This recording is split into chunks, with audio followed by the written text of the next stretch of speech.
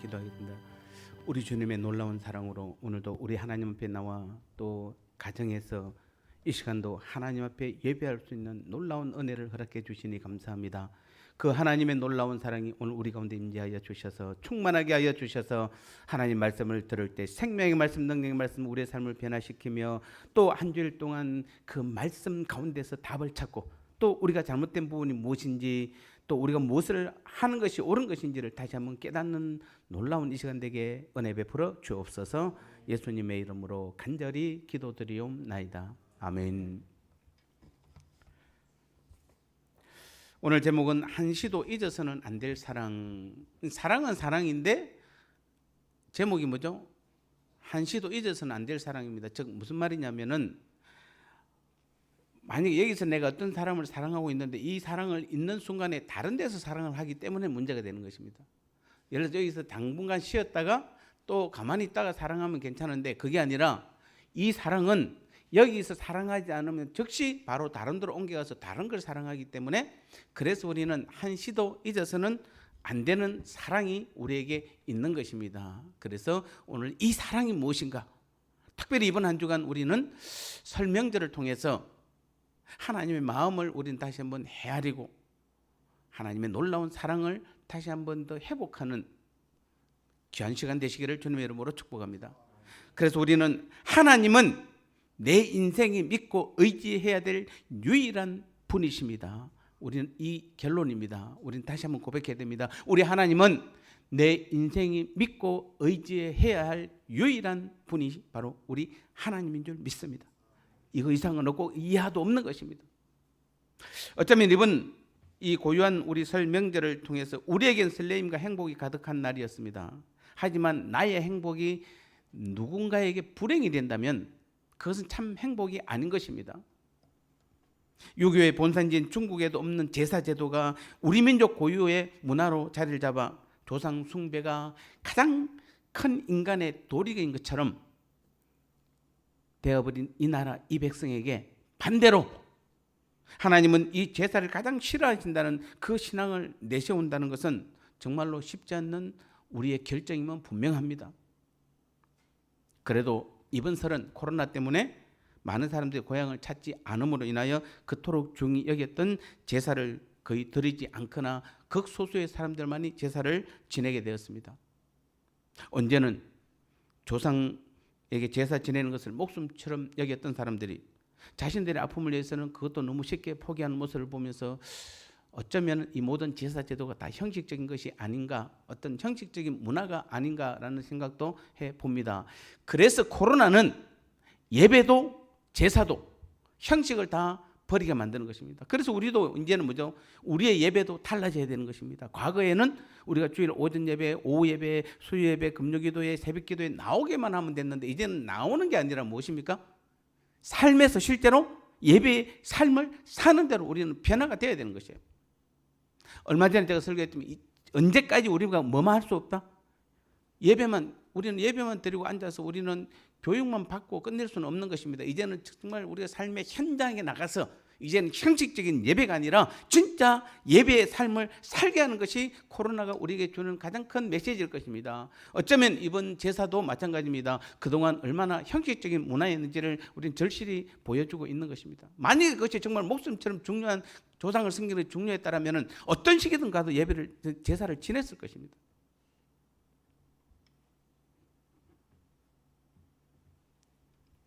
그럼에도 불구하고 저는 명절만 되면은 특히 이번 명절은 그럼에도 불구하고 하나님을 생각하면 하나님 마음이 얼마나 아플까. 우리들의 행복만을 추구하면서 하나님의 마음을 우리가 헤아리지 않는 것은 아닌지 한 주일 동안 저는 고민했던 또 한 주간이었습니다. 그래서 오늘 말씀은 그 하나님을 기억하고 하나님께서 무엇을 가장 싫어하고 무엇을 가장 좋아하는지를 우리는 한 번 더 생각해 봐야 되겠습니다. 더 나아가서 이번 한 주간 우리 민족 전체가 하나님을 그래도 어쩌면 하나님을 배신하고 우상을 섬겼던, 그래서 하나님 마음을 아프게 했던 한 주간이라면 오늘 우리는 이 말씀을 통하여 다시 한번 우리는 하나님께로 돌아가는, 우리 자신부터 다시 한번 하나님께 영광 돌리고 하나님만을 사랑하는 자리로 다시 돌아가는 이 시간이 되어야 될 줄 믿습니다. 그래서 오늘 본문 20절에 보니까 여호와 당신 외에 다른 신에게 제사를 드린 자는 멸하리라 말씀하셨습니다. 여러분, 하나님 자녀가 된 우리가 멸한다는 게 뭡니까? 이제 우리는 이미 하나님의 자녀가 되었잖아요. 구원 얻고 영생 얻고 천국을 소유하고 있고 이미 천국된 삶을 살아가고 있는 우리에게, 우리가 하나님 외에 다른 신을 섬기면 하나님께서 멸하신다는데, 그럼 멸한다는 게 뭡니까? 우리를 구원해서 이탈시키는 겁니까? 지옥에 보내는 것입니까? 중요한 것은 다른 신에게 제사를 드리는 것에 대해 하나님께서는 어떤 죄악보다도 심각하게 반응하시며 철저하게 심판을 명하셨습니다. 여기서 심판은 또 무엇일까요? 그래서 원어에서 이 정답이 나와 있습니다. 멸하리라는 이 원어는 호팔령 사역 수동입니다. 저 우리나라 말로 하면 사역 수동. 여러분 잘 안 들어본 말인데 실제로 히브리어 원어에서도 사역 능동은 많이 나오는데 사역 수동은 그렇게 많이 나오진 않습니다. 그렇게 많이 나오지 않는 단어가 오늘 여기서 멸하리라는 단어로 나온 것입니다. 즉 이 말은 무슨 말이냐면은 하나님께서 누군가를 통해 멸망을 시킬 때 내 의지하고는 상관없이 내가 멸망을 당하게 되는 것이에요. 즉 내가 뭔가를 해서 실패하거나 나의 능력이 모자라서 실패하는 것이 아니라 내가 아무리 열심히 해도 하나님께서 다른 누군가를 시켜서 나를 멸망시킴으로 나는 아무것도 못하고 당하게 되는 것이, 이게 사역 수동이에요. 그래서 말씀드렸으면 이 성경의 사역 수동은 극히 잘 안 나오는 단어예요. 근데 오늘 어디에 나왔다? 다른 신에게 제사하는 자에게 이 사역 수동을 지금 멸하리라는 단어를 쓴 것입니다. 하나님의 징계 중에서 무서운 징계가 바로 이 죄입니다. 내가 어떤 액션을 취하고 열심히 최선을 다했는데도 하나님께서 그 일들을 이루지 못하게 하였다면 그래도 내가 무엇을 잘못했는지는 돌아볼 수 있는 계기가 되는데, 이 사역 수동은 나는 특별한 액션도 없었는데도 내 삶에서 문제가 생기고 사고가 터지고 고난과 아픔이 오는 것입니다. 이게 왜 오는 거지 도대체? 내가 뭘 잘못했지? 아무리 돌아봐도 내가 별로 특별히 뭔가 잘못한 게 없는데도 불구하고 내 삶에서 계속 문제가 오고 고난이 오고 아픔이 오면은 우리는 이 사역 수동에 걸리지 않았는지를 한번 보셔야 되는 것이에요. 그게 바로 뭡니까? 이방신에게 제사하고 하나님보다도 다른 무엇인가를 더 의지하는 사람에게 바로 멸하리라는 이 결과가 우리한테 온 것이에요. 그래서 우리는 잘 보셔야 돼요, 여러분요. 오늘 이 멸하리라가 나한테 지금 오고 왔는지 아니면 지금도 있는지, 아니면 과거에 그때 내가 왜 그렇게 안 됐지? 라고 한번 여러분 돌아보시면은 한 번쯤은 사역 수동에 한번 걸린 적이 있을 것입니다, 여러분 다시. 따라서 우리는 이 사역 수동, 이 죄에, 즉 하나님 외에 다른 신을 섬기거나 하나님보다도 더 사랑하는 것이 없도록 반드시 하셔야 돼요. 그렇지 않으면은 하나님 말씀대로 이 죄에 대부분 걸려서 나도 모르게, 나도 아무것도 안 했는데도 자꾸 내가 힘들고 어렵고 뭔가 고난이 오고 아픔이 오고 집안에 문제가 생기고 자녀가 문제가 생기고 교회에서 뭔가 문제가 생기고 이런 일들이 계속 일어나고 있는 것입니다. 이게 바로 하나님 외에 다른 신을 섬겨서 그래요. 하나님보다 다른 것을 더 사랑해서 그래요. 그러면 하나님께서는 다른 신에게 제사를 드린 자를 철저하게 멸하라고 명령하실 만큼 그들에 대해서 진노하는 그 이유가 무엇일까요? 그것은 그들이 전능하신 하나님의 능력을 믿지 않고 다른 신을 의지했거나 나를 의지함으로 하나님을 의지하지 않기 때문에 그렇습니다. 즉 모든 문제의 근원의 그 첫 번째가 바로 여러분 사실은 다른 어떤 우상보다도 나 자신이에요. 자, 오늘 여기 현장에서 예배드리는 사는 성도 여러분, 혹시 또 가정에서 영상 예배드리는 성도 여러분, 지난 주간 여러분 혹시 제사 지내셨습니까? 손 들어보십시오. 아무도 없어요. 분명히 가정에서도 아무도 없을 것이에요. 그러니까 지난주에 제가 말씀드린, 그러면 나는 제사 안 지냈으니까 우상 숭배 안 했어라고 하는데, 가장 큰 우상 숭배는 바로 나 자신이에요. 분명히 여러분은 어떤 형상에도 절하지 않았을 것입니다. 적어도 여러분 믿음이라면. 그런데 여러분 자신을 의지했다면 그것은 우상 숭배만큼이나 큰 죄예요. 아니, 그것이 더 큰 죄예요. 그래서 문제가 일어나면 가장 먼저 내가 하려고 하는 것입니다. 내 능력, 내 인맥, 내 가족, 내가 아는 사람들을 먼저 생각합니다. 그래도 안 되면 그때서야 주님을 찾고 하나님의 이름을 부릅니다. 하지만 여러분, 주님과 함께하고 주님과 한 몸인 사람들은 그때마다 내 안에서 주님께서 직접 말씀해 주시는 것입니다. 놀라운 주님의 은혜가 임하게 되는 것입니다. 그래서 무엇이 옳고 무엇이 그런지, 내가 해야 할 일인지 해서는 안 될 일인지를 정확하게 말씀해 주시는 것이에요. 그런데 다른 신을 섬긴다든지 내가 나를 더 섬기는 사람, 나를 더 의지하는 사람들에게는 내가 무엇이 옳은지 그런지를 잃어버리게 되는 것이에요. 이것을 내가 해야 되는지 하지 말아야 되는지를 우리 잃어버리게 되는 것이에요. 이유는 무엇입니까? 다른 누구보다도 나를 의지해서 그래요. 다시 한번 우리는 분명히 말씀드립니다. 이번 명절을 통해서 여러분이 우상에게 제사를 지내지는 않았지만 여러분 자신을 더 의지했고 여러분의 능력을 더 의지했다면 그것도 하나님 앞에 멸하리라에 해당된다 이 말입니다.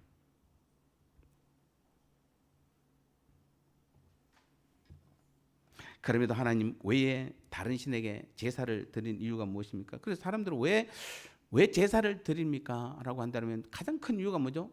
하나님보다는 다른 신의 능력을 더 의지하기 때문에 그래서 무서운 것이에요. 이게 하나님이 가장 진노하는 이유입니다. 부모가 자식에게 모든 것을 다 희생하며 자녀를 키우는데 그 자녀가 자신의 성공을 위해 부모를 떠나 다른 사람들에게 자신의 인생을 맡긴다면 그것만큼 부모에게 배신도 없고 불효가 없는 것입니다. 다른 신에게 제사를 드린다는 것이 바로 이것입니다. 그래서 하나님 더더욱 분노하신 이유인 것입니다. 지금껏 나를 위해 하나님께서 하신 것이 얼마이며 얼마나 큰 희생을 치르고 된 오늘 우리들이잖아요. 하나님의 자녀인 저와 여러분들이에요.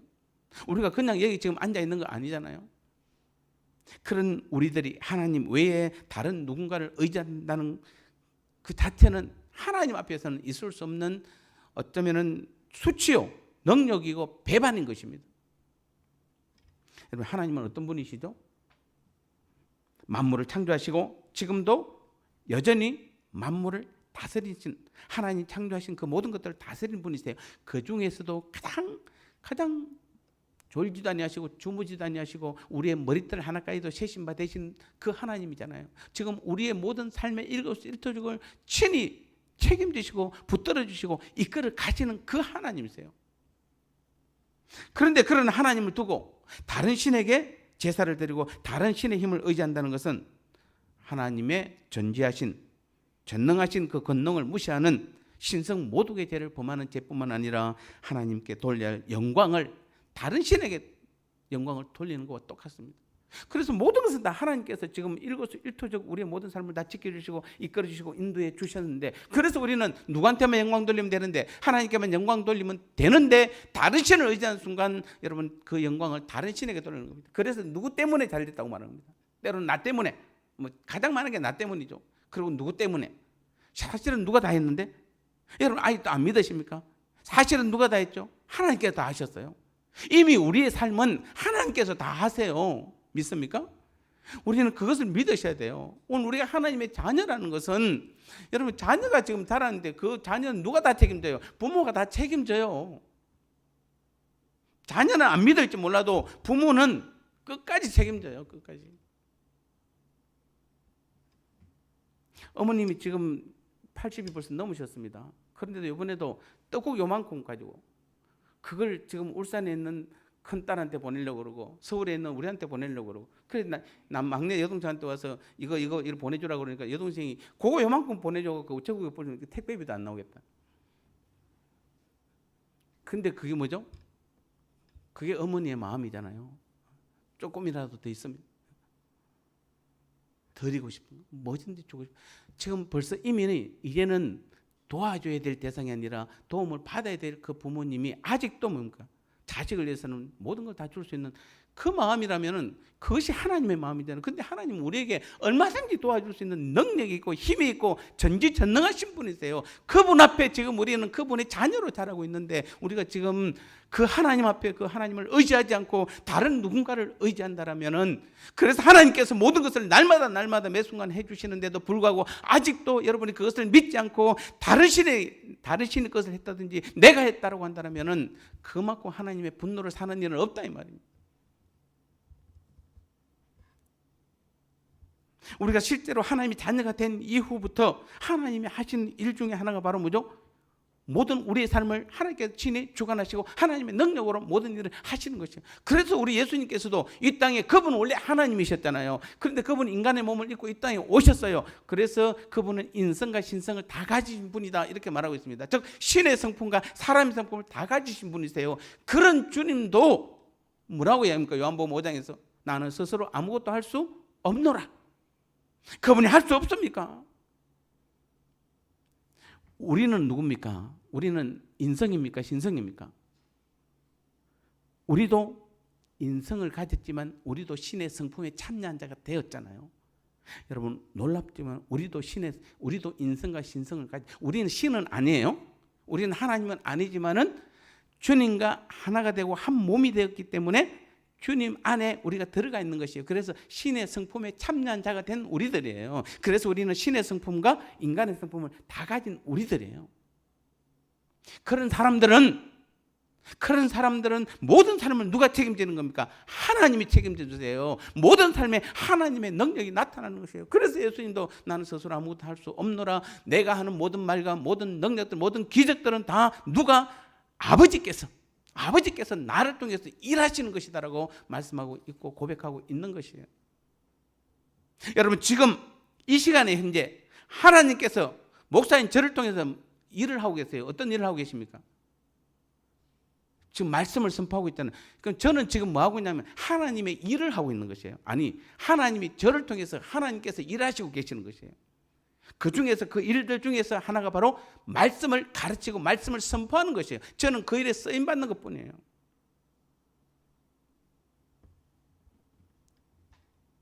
정말 여러분은 오직 하나님만을 의지하고 믿고 그래서 다른 신을 섬기지 않았다라고 이제 여러분은 확신할 수 있습니까? 정말 나는 지난 한 주간 나는 아무런 하나님 외에 절대로 다른 것을 의지하지 않았다라고 확신 있게 말할 수 있습니까?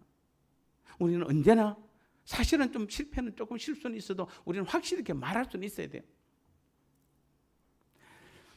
여러분에게 만일 혼자 해결하기 어려운 문제가 발생했을 때 여러분은 가장 먼저 누구에게 찾아갑니까?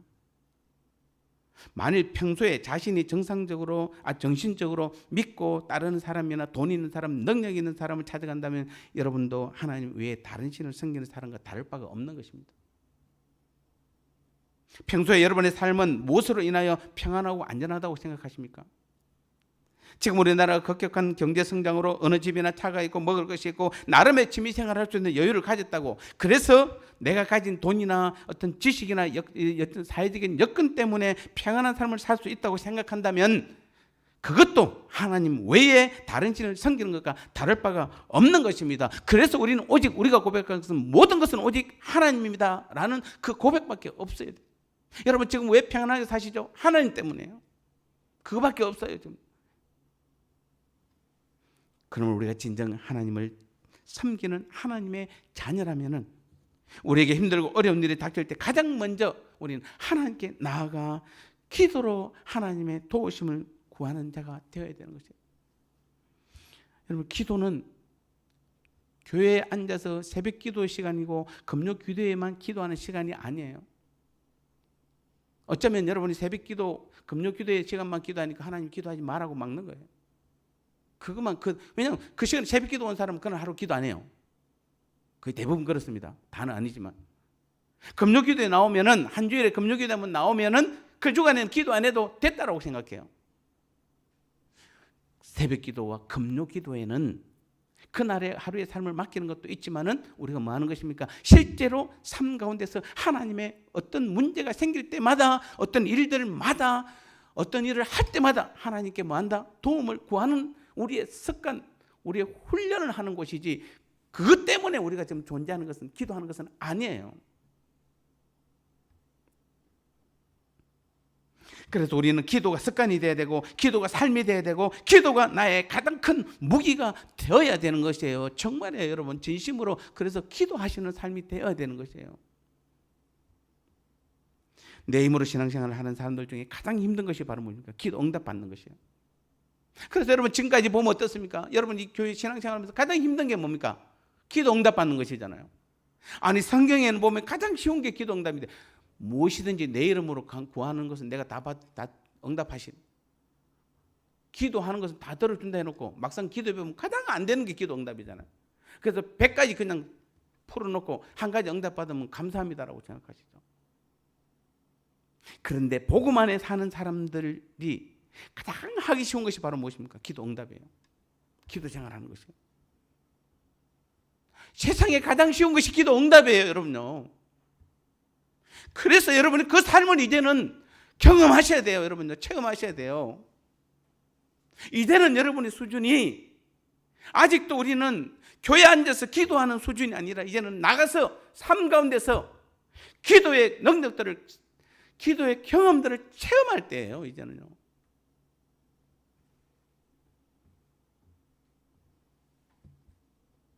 그래서 시편 37편 5절에서 내 길을 여호와께 맡기라.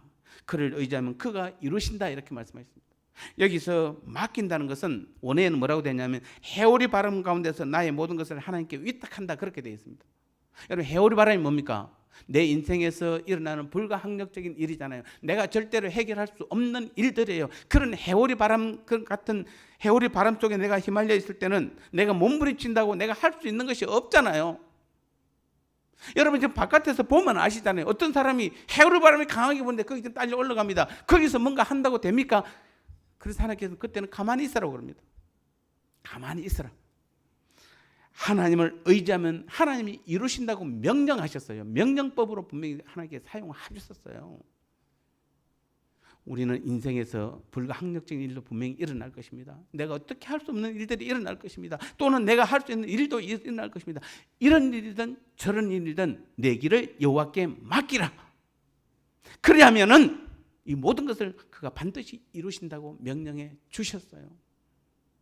이사야 50장 10절에서도 항상 하나님만을 경외하며 하나님의 음성을 듣는 사람들은 빛이 없는 흑암 중에 있을지라도 오직 하나님의 이름만을 의뢰하며 오직 하나님께만 의지하라 이렇게 분명히 말씀하고 있는 것입니다. 오늘 저와 여러분들은 이제 하나님 없이 살아갈 수 없는 사람들이에요. 우리는 오직 하나님만을 경외하고 하나님의 음성만을 듣고 살아가는 사람들이에요. 그런 사람들에게는 혹시 빛이 없는 흑암 중에 있을지라도 우리는 오직 하나님만을 의뢰하셔야 됩니다. 하나님의 이름만을 의지하는 그런 믿음이 될 때 하나님께서는 우리를 그 흑암 중에서도 붙드시는 우리 하나님이세요. 그래서 나를 만드시고 나를 만들어 가시는 지금도 살아계신 하나님만이 우리 인생들이 믿고 의지할 그리고 믿고 의지할 만한 유일한 분이심을 믿습니다. 그래서 우리에게 최고의 사랑의 대상은 하나님이셔야 됩니다. 우리에게 최고의 사랑의 대상은 누구라고요? 하나님이 되셔야 돼요. 제가 오늘 지금 이 말씀을 준비하면서 계속해서 지금 누구를 강조하고 있습니까? 우리가 지난 한 주 동안 하나님의 마음을 아프게 했기 때문에 우리 민족 전체로. 그래서 우리는 오늘 다시 한번 하나님께로 돌아가자는 것입니다. 하나님의 이름만 부르자는 것입니다. 하나님만 의지하자는 것입니다. 하나님만 사랑하자는 것이에요. 여러분 하나님 하면 제일 먼저 떠오르는 단어가 뭡니까? 천지창조입니까? 전지전능입니까? 무소부재입니까? 하나님 하면 가장 하나님 자신을 하나님은 뭐라고 표현했습니까? 다른 말로는 사랑이에요. 사랑이에요. 하나님은 사랑이에요. 그분은 사랑 때문에 천지를 창조하셨어요. 사랑 때문에 지금도 우리와 함께 하세요. 사랑 때문에 우리의 일거수일투족을 다 지금 붙드시고 친히 이끌어 가세요. 사랑 때문에 우리에게 영원한 천국을 예비하셨어요. 사랑 때문에 우리를 구원하셨어요. 그분은 사랑 자체세요. 그래서 우리는 사랑이신 그 하나님만을 온전히 사랑하셔야 돼요. 죄송하지만 여러분 지금 진심으로 여러분이 지금 가장 사랑하는 것이 무엇입니까? 누굽니까? 여러분 무엇을 지금 가장 사랑하세요? 하나님입니까? 오늘 20절에 보니까 하나님께서는 그래서 다른 신에게 제사를 드린 자를 멸하라고 하신 것은 당신의 백성이 당신보다 다른 것을 더 사랑하는 것을 용납할 수 없기 때문에 그렇습니다. 여러분 사랑해 보셨죠? 옛날 뭐 기억 안 나시는 분도 있겠습니다만 정말 사랑할 때는 어떻습니까? 다른 데 쳐다만 봐도 그 사람은 그냥 바라만 봐서 다른 데 쳐다봤을 뿐인데 다른 상대방은 얼마나 질투를 하는지 모릅니다. 왜 나 왜 다른 거 쳐다보냐고. 하물며 다른 걸 의지해 보세요. 난리 납니다. 눈에 불빛이 나죠, 당연히. 그런데 우리도 그런데 하물며 사랑이신 그 하나님께서, 사랑 자체이신 하나님께서 우리가 하나님 외에 다른 것을 바라본다든지 다른 것을 의지하고 있다면 그 사랑만, 사랑이신 하나님께서 얼마나 질투하시겠습니까, 여러분?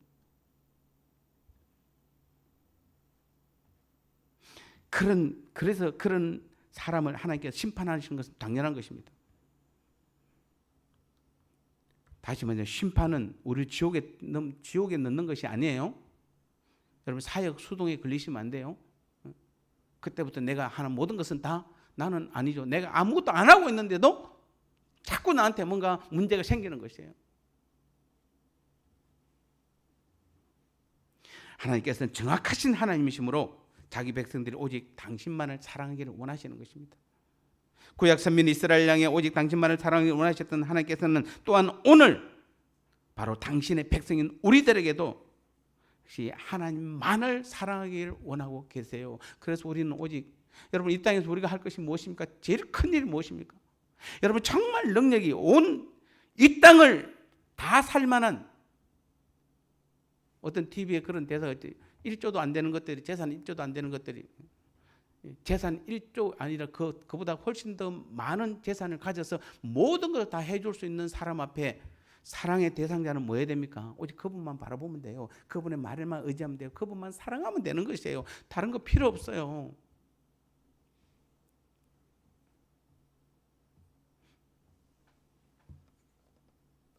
여러분 반드시 기억하십시오. 그래서 하나님 외에 다른 신을 섬기거나 다른 것을 사랑하는 사람은 반드시 심판하신다는 하나님의 준엄한 경고인 것입니다. 어쩌면 우리가 설 명절 다 지났는데 왜 그 설교를 합니까? 라고 묻는다라면은 이제는 우리는 우상을 섬기고 제사 드리는 것만이 아니에요. 하나님보다 더 사랑하는 모든 것들이 다 우리는 다 없애야 되는 것이에요. 이 한 해뿐만 아니라 이 땅 살아갈 동안에 우리는 하나님 외에 사랑하는 것이 없어야 돼요. 우리는 정말 하나님 앞에 오늘 이 시간도 하나님의 심판에서 안전한 사람인지, 그래서 오직 하나님만 사랑하고 계시는지, 혹시 하나님보다 더 사랑하는 것이 더 있지 않는지 우리는 다시 한번 여러분 자신을 체크하시고, 물론 세상 사람들은 하나님보다 세상의 물질이나 명예나 권력을 더 사랑하고 그것을 얻기 위해 자신의 것을 아낌없이 투자합니다. 하지만 하나님의 백성인 오늘 저와 여러분들은 그런 세상 사람들을 닮아서는 안 되는 것이에요. 성도인 우리들의 유일한 사랑의 대상은 오직 하나님밖에 없어야 되는 것이에요. 자신이 가장 아끼는 재산보다도, 자신이 소유한 권력이나 명예보다도, 심지어 자신이 가장 사랑하는 사람들보다도 하나님을 더 사랑하셔야 되는 것이에요. 다시 말씀드립니다. 여러분 하나님보다 더 사랑하는 것이 없어야 됩니다. 여러분 아내를 하나님보다 더 사랑하지 마세요. 남편을 하나님보다 사랑하지 마세요. 하나님 먼저 데려갈 수도 있어요. 여러분 자녀 하나님보다 사랑하지 마세요. 하나님이 어떻게 심판할지 몰라요. 여러분 정말 여러분 자녀를 위해서 모든 걸 다 헌신해 놓고 막상 하나님보다 더 사랑해 버리면은 맨날 앞에서 기도하면 뭐합니까 여러분? 밤마다 나와서 새벽마다 나와서 여러분 자녀를 위해서 기도하면 뭡니까? 뭐합니까 여러분? 하나님보다 그 자녀를 사랑하는 그 순간부터 하나님께 그 자녀를 버리는데, 하나님보다 사랑하는 어떤 것도 있었었는데요.